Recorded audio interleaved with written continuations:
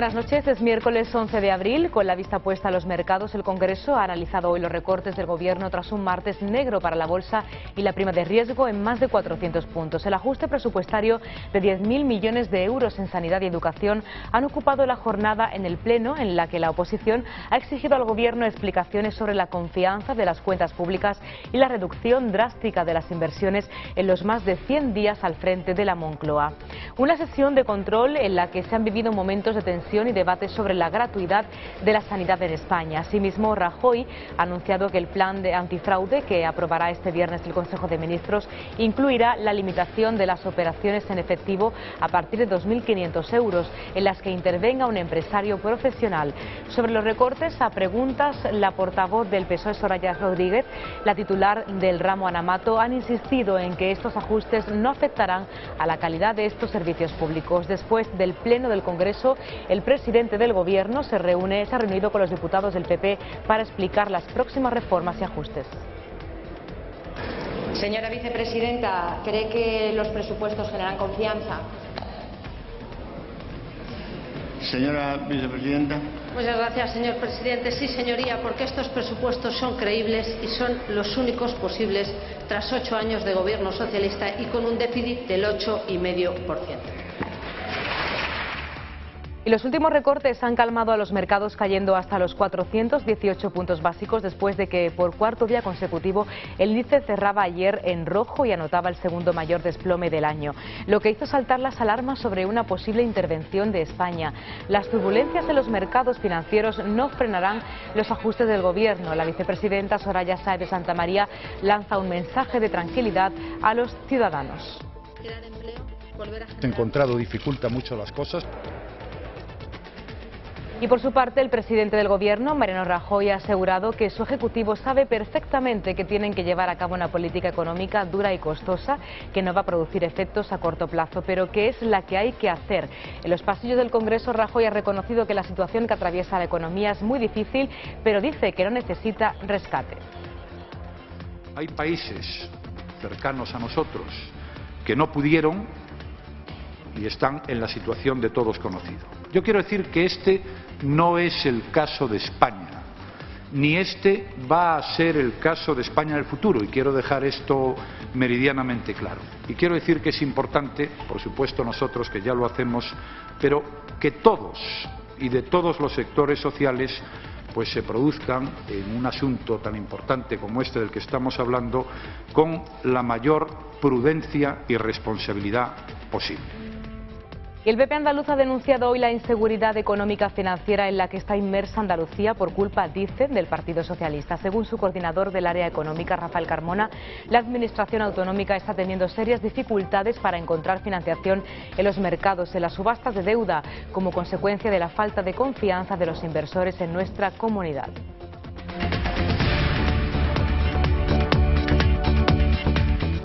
El nieto del rey, Felipe Juan Froilán, se encuentra bien y la familia real dice que ha sido un susto después de que a Froilán, de 14 años, se le disparase una escopeta hace 2 días y de ser intervenido quirúrgicamente. Hemos sabido que la Guardia Civil ha abierto una investigación por este suceso, y es que el accidente que ha sufrido el nieto del rey, Juan Carlos, es un claro incumplimiento de la legalidad vigente que prohíbe el uso de armas a menores de 14 años. A partir de esa edad y hasta los 18 es necesario además una licencia de armas especial otorgada por la Guardia Civil y el estar bajo la tutela de un adulto durante la utilización del arma. El nieto del rey está siendo visitado por miembros de la familia real que, al ser preguntados por el accidente, dicen que son cosas de niños.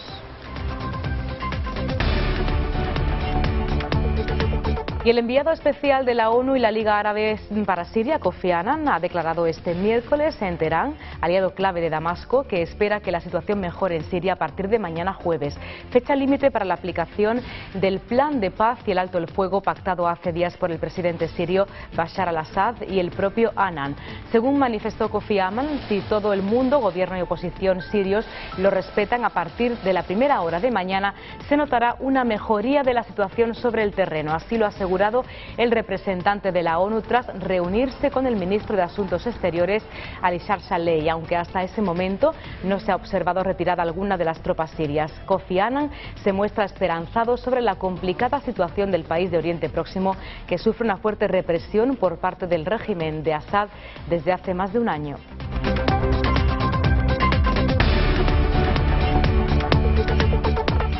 Te lo contamos todo esto mucho más después, pero antes, como siempre, hacemos el debido repaso por toda la actualidad deportiva.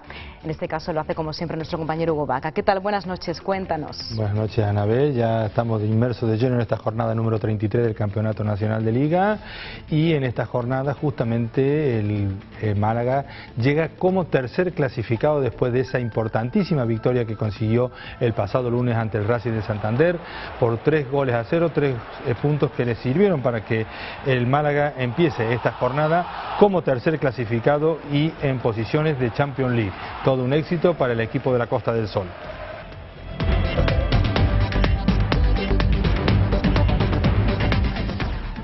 Y esta noche, ya por la jornada 33, un derbi ahora mismo muy calentito, el que van a protagonizar dentro de muy poco tiempo el Atlético de Madrid frente al Real Madrid.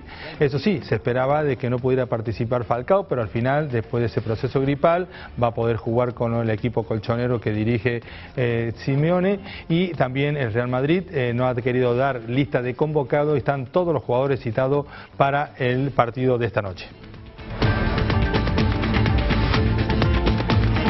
El Barcelona, que ya le ha puesto mucha presión después de ese triunfo importante que ha conseguido anoche por 4-0, donde los de Pep Guardiola demostraron que están capacitados para luchar por ese título, y ahora mismo se encuentran a un punto de distancia. Ya están pensando en el partido del próximo fin de semana ante el Levante, donde tienen la baja casi segura de Piqué, aunque Dani Alves ya entrenó con el resto de sus compañeros.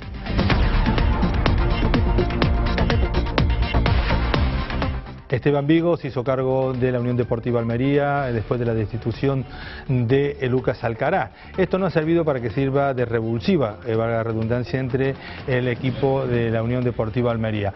Esteban Vigo quiere ahora mismo cambiar varias cosas porque el objetivo es entrar cuanto antes nuevamente en las posiciones de playoff de ascenso.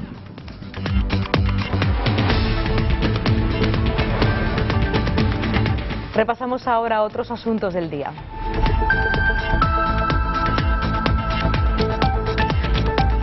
Hacienda ha confirmado un total de 29.680 borradores de la declaración de la renta 2011 después de su primera jornada. La avalancha de peticiones se hace notar en la página web.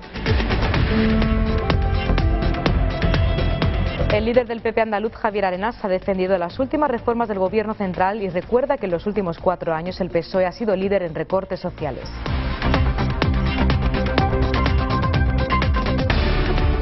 Los vecinos del municipio de Rasquera, en Tarragona, han votado sí a la plantación de marihuana como plan anticrisis del ayuntamiento. El alcalde defiende la legalidad de esta iniciativa.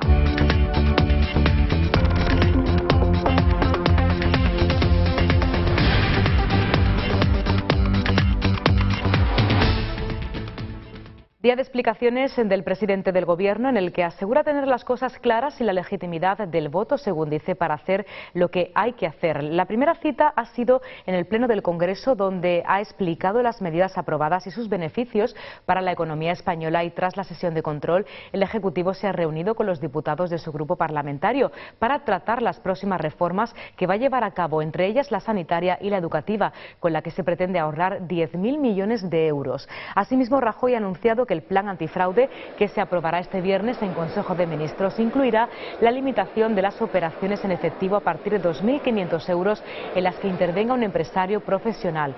Sobre los recortes, a preguntas de la portavoz del PSOE, Soraya Rodríguez, sobre la reducción drástica de las inversiones y la desconfianza en las cuentas públicas, la titular del ramo, Ana Mato, ha insistido en que estos ajustes no afectan a la calidad de los servicios públicos. Señora vicepresidenta, ¿cree que los presupuestos generan confianza?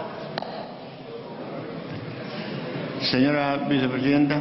Muchas gracias, señor presidente. Sí, señoría, porque estos presupuestos son creíbles y son los únicos posibles tras 8 años de gobierno socialista y con un déficit del 8,5%. Nosotros, como hicimos con las pensiones y el Pacto de Toledo, vamos a garantizar la estabilidad del sistema sanitario y, además, vamos a dar tranquilidad a todos los ciudadanos. La situación es complicada y requiere medidas excepcionales, lo dice el presidente del Gobierno, que esta vez sí quiso contestar a las preguntas de los periodistas que le esperaban. Ha sido tras la sesión de control del Congreso. Mariano Rajoy ha señalado que el Gobierno tiene que llevar a cabo una política económica dura y costosa, que no va a producir efectos a corto plazo, pero que es la que hay que hacer. Se trata de fijar los cimientos para poder crecer y crear empleo en el futuro. Pero insisto, la situación es difícil, la situación es complicada, lo que nos hemos encontrado dificulta mucho las cosas, pero el Gobierno tiene las ideas claras, el rumbo y la voluntad política de hacer las reformas que en este momento necesita nuestro país. Rajoy se ha mostrado abierto al diálogo para pactar las reformas, pero también ha dejado claro que el Ejecutivo está legitimado por los votos y que su obligación es gobernar. En el hemiciclo ha explicado una nueva medida antifraude. No podrán pagarse en efectivo operaciones a partir de 2.500 euros en las que intervenga al menos un empresario profesional, y aquellos que incumplan la prohibición anterior se enfrentarán a multas del 25% del valor del pago hecho en efectivo. El presidente ha acusado al líder de la oposición, Alfredo Pérez Rubalcaba, de retrasar la renovación de órganos constitucionales que tienen que pactar ambos partidos.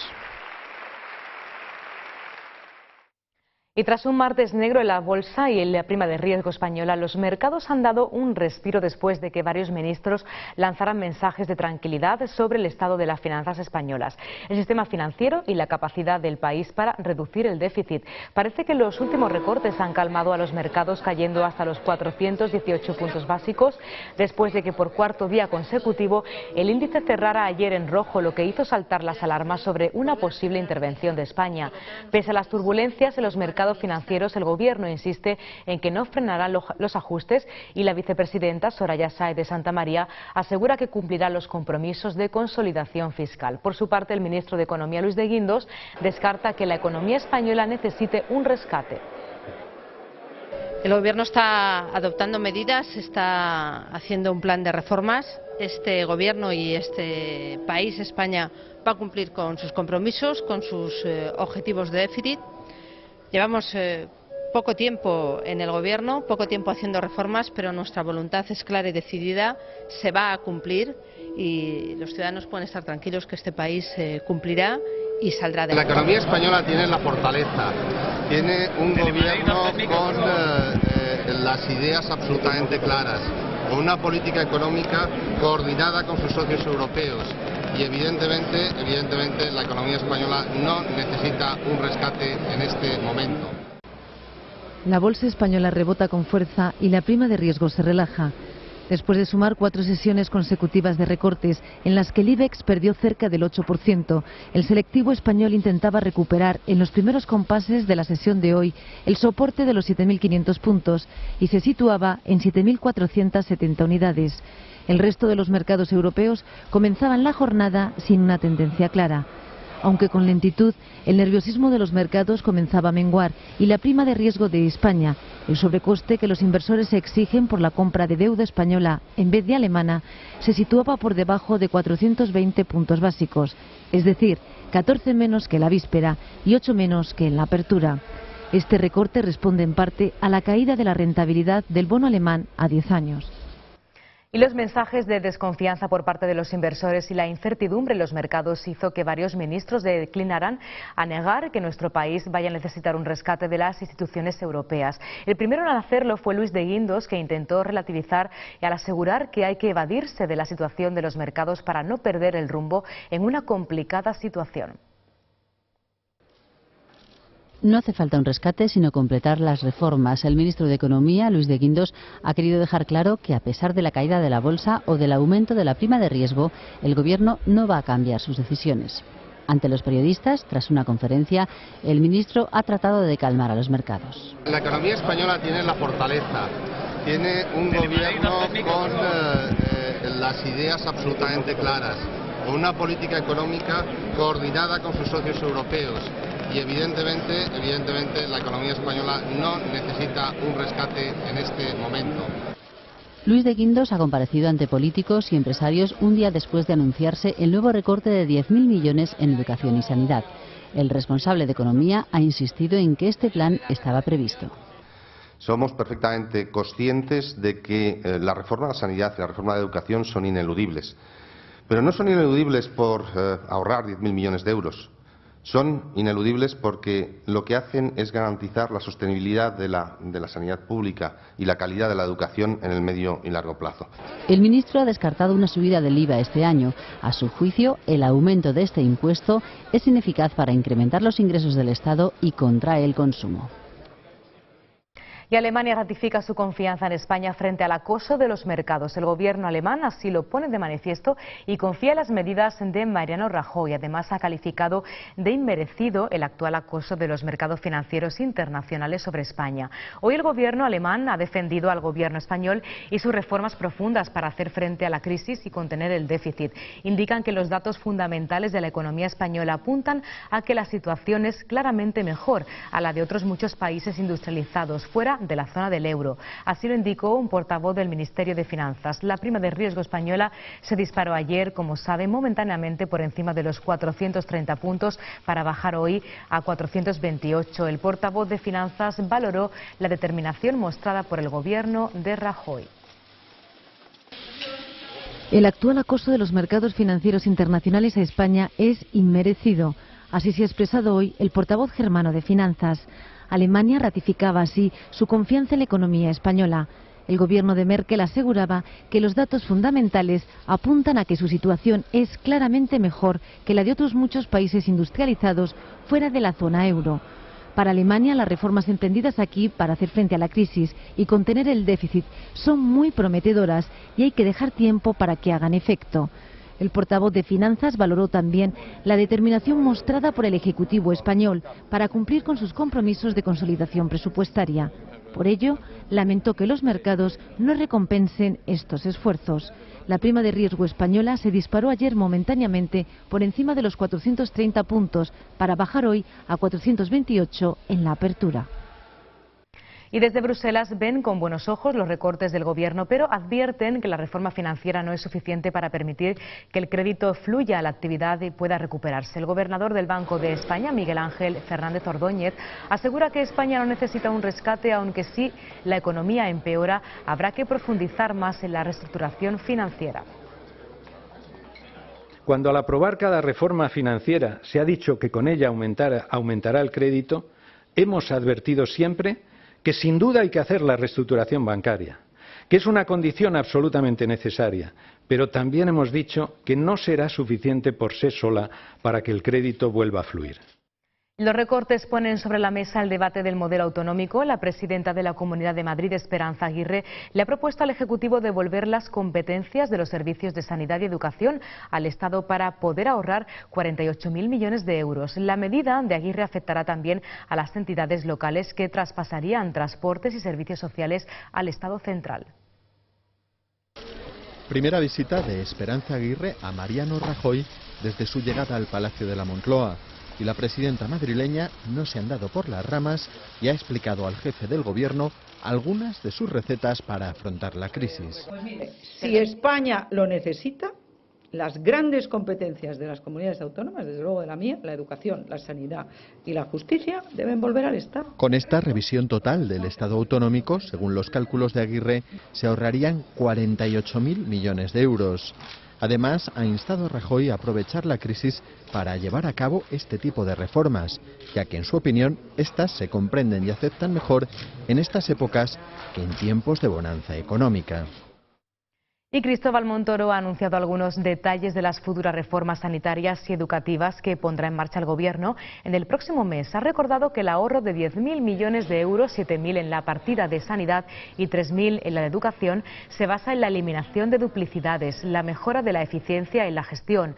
Montoro ha explicado que pagarán los medicamentos quienes más ganen y se incluirán los datos fiscales en la tarjeta sanitaria. Además, en cuanto a los ajustes, en educación se aumentará el ratio de alumnos por aula, así como las horas lectivas de los profesores de educación no superior. El titular de Educación, José Ignacio Bert, ha incidido en que no se va a modificar los umbrales económicos ni ninguna de las cuantías de becas, aunque sí ha indicado que el Gobierno rectificará los umbrales académicos de estas ayudas.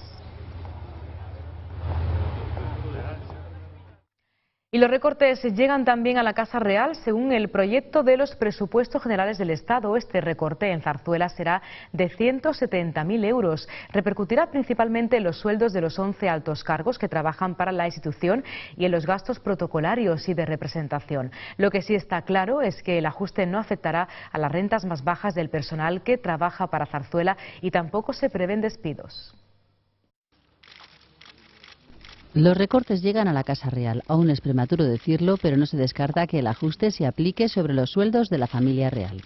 Fuentes de Zarzuela han explicado que en principio se van a reducir los salarios de 3 altos cargos y 8 directores generales. El proyecto de los presupuestos generales para 2012 rebaja en 170.000 euros la cantidad para esta institución. La asignación se queda en 8,26 millones de euros. La Casa Real trabaja en este ahorro. No se ha decidido aún, pero tampoco se ha excluido la posibilidad de que el rey o el príncipe vieran reducida su asignación. Y probablemente habrá que tener en cuenta, según han explicado, si la ausencia de la infanta Cristina en los actos oficiales puede suponer una reducción en sus ingresos. Zarzuela además mira reducir la repercusión de su actividad en el presupuesto de otros ministerios como Presidencia, Defensa, Interior o Asuntos Exteriores. Considera factible un contingente de seguridad menor porque han disminuido los niveles de amenaza y el número de viajes oficiales. Y hablando de la Casa Real, no hace falta decir que últimamente está siendo noticia por asuntos varios relacionados con actuaciones no apropiadas. Lo último, el accidente del nieto de Su Majestad el Rey. Después de que a Froilán, de 14 años, se le disparase una escopeta hace 2 días y de ser intervenido quirúrgicamente, hemos sabido que la Guardia Civil ha abierto una investigación por este suceso. Y es que el accidente que sufrió el nieto del Rey Juan Carlos es un claro incumplimiento de la legalidad vigente que prohíbe la utilización de armas a menores de 14 años. La Guardia Civil abre una investigación para esclarecer las causas y posibles responsabilidades por el accidente de escopeta que sufrió el nieto mayor del rey, de 13 años. Así lo ha decidido el Juzgado de Guardia de Soria, tras recibir el parte médico al tratarse de un accidente con arma de fuego, en el que además está implicado un menor. Los agentes analizarán la escopeta implicada en el suceso y realizarán una inspección ocular del lugar del accidente. No se descarta además que puedan tomar declaración a Jaime de Marichalar, quien acompañaba a su hijo cuando se hirió en el pie. El exmarido de la infanta Elena se enfrenta a una multa de entre 300 y 6.000 euros por una falta grave. La legislación española, que regula el uso de armas de fuego, establece una edad mínima de 14 años para utilizar la escopeta con la que se hirió Felipe Juan Froilán.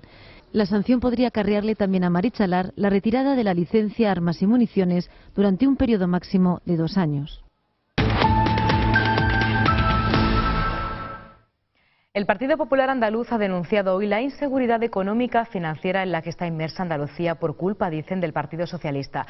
Según su coordinador del área económica, Rafael Carmona, la administración autonómica está teniendo serias dificultades para encontrar financiación en los mercados.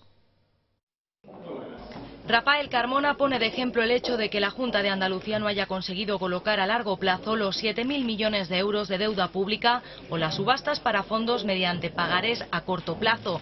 Carmona lo achaca a la falta de credibilidad del gobierno regional por aprobar unos presupuestos que califica de falsos por haberse elaborado en base a un crecimiento del 1% cuando la realidad es que volvemos a estar en recesión. Y aquellas previsiones de acudir al mercado financiero para obtener 3.700 millones, pues también han sido falsas. Se han recaudado 700 millones, faltan 3.000. Ni un euro. De los 3.000 millones de euros que tiene autorizados la Junta de Andalucía para obtener financiación en el mercado financiero, ni un euro. A esto, recuerda, hay que añadir el volumen de facturas que siguen pendientes de pago, que no están reconocidas y que asegura elevarán el endeudamiento a un nivel de vértigo de más de 4.000 millones de euros. Ante esta situación, Carmona denuncia que la comunidad lleva meses paralizada en un momento muy crítico e insiste en que Andalucía necesita salir de una crisis que se está alargando lo antes posible. Yo le pediría al señor Griñán que abandone ya ese discurso electoralista de confrontación y que si va a volver a ser presidente, que asuma la responsabilidad de los buenos gobernantes y que tenga una actitud responsable. Andalucía está muy mal, lo sabemos todos. El endeudamiento andaluz va a superar, cuando se conozca, los 4.500 millones de euros. Pide al futuro gobierno de coalición que reflexione y les recuerda que de nada les servirá el sillón que tanto les importa ahora si la situación sigue empeorando. Y desde el PSOE andaluz, su presidente en funciones, José Antonio Griñán, ha anunciado que un pacto de investidura con Izquierda Unida no solo lo aceptaría. Griñán ha asegurado que las negociaciones van en buen camino y que ambas fuerzas de izquierda tratan de buscar un programa compartido que sea posible y que defienda los intereses de la comunidad. El secretario general del PSOE insiste en que hay que pensar en nuevos escenarios y que las próximas semanas se decidirá si habrá un pacto de legislatura por 4 años o uno de gobierno.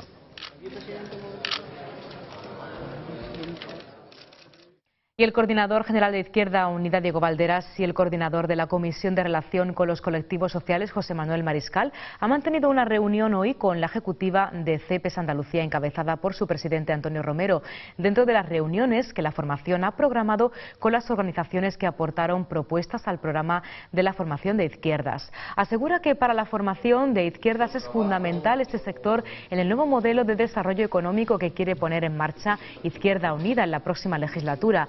Valderas considera que la importancia de la economía social en Andalucía lo dicen todos los datos y estadísticas. Sobre los recortes planteados por Rajoy en sanidad y educación, Valderas ha criticado duramente esta medida que va en contra de los más débiles y pidió una movilización del pueblo andaluz. Valderas ha indicado que las carreras son malas consejeras para los acuerdos solventes. Sin prisa y sin pausa, porque tiempos a verlos, haylos, con suficiencia para hacer las cosas bien. ¿Qué nos preocupa a nosotros? ¿Y de qué nos sentimos más presionados que por la fecha? Nosotros nos sentimos más presionados por hacer las cosas bien. Y porque las cosas que se hagan sean cosas que solo sirvan de forma muy útil al conjunto de la mayoría social, no al conjunto de los actores que estamos representando a esa mayoría social. Y según publica el diario El Mundo, los sindicatos Comisiones Obreras y UGT han recibido nada más y nada menos que 268 millones de euros en los últimos 4 años, en plena crisis. El montante procede de partidas que se recogen para los sindicatos en los presupuestos de Andalucía, en algunos casos de subvenciones recibidas que se otorgaron sin justificación. En plena crisis económica, los sindicatos Comisiones Obreras UGT han recibido ayudas por valor de 260 millones de euros provenientes de la Junta de Andalucía, unas partidas presupuestarias que vienen de los presupuestos de la Junta de Andalucía. De esta cantidad, para cursos de formación fueron destinados un montante de 181 millones en la última legislatura. Y es que el acuerdo de los sindicatos que mantienen con la Junta de Andalucía proviene nada más y nada menos que del año 93. Así, de esta forma, los sindicatos se han beneficiado por la política de paz social que viene practicando el gobierno andaluz. El montante proviene de partidas que se recogen para los sindicatos en los presupuestos de la Administración Autonómica. En algunos casos, las subvenciones recibidas se han otorgado sin justificación previa. Las transferencias de las que estamos hablando han provenido en su mayoría de la Consejería de Empleo, aunque no ha sido el único departamento que le ha estado dando ayuda a los sindicatos de clase. También la Consejería de Turismo, Comercio y Deporte, así como la Consejería de Gobernación. En la capital madrileña, los usuarios del transporte público dicen que si cobran como en Grecia, no se puede pagar el metro como en Londres. Y es que el Metrobús de 10 viajes costará 12 euros, un 29% más. A partir de mayo, el Metrobús de 10 viajes costará 12 euros, un 29% más, y el abono transporte mensual un 7% más. Además, desaparece el billete sencillo de metro como tal y se crea uno nuevo por estaciones que podría ampliarse hasta 2 euros según la distancia recorrida.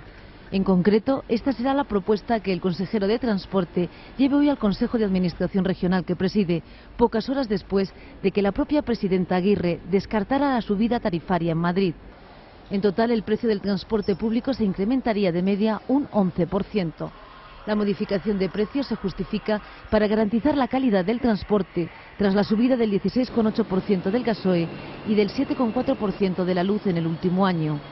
De este modo, el autobús express al aeropuerto costará 5 euros y si se va en metro el suplemento será de 3 euros sobre el precio del billete sencillo.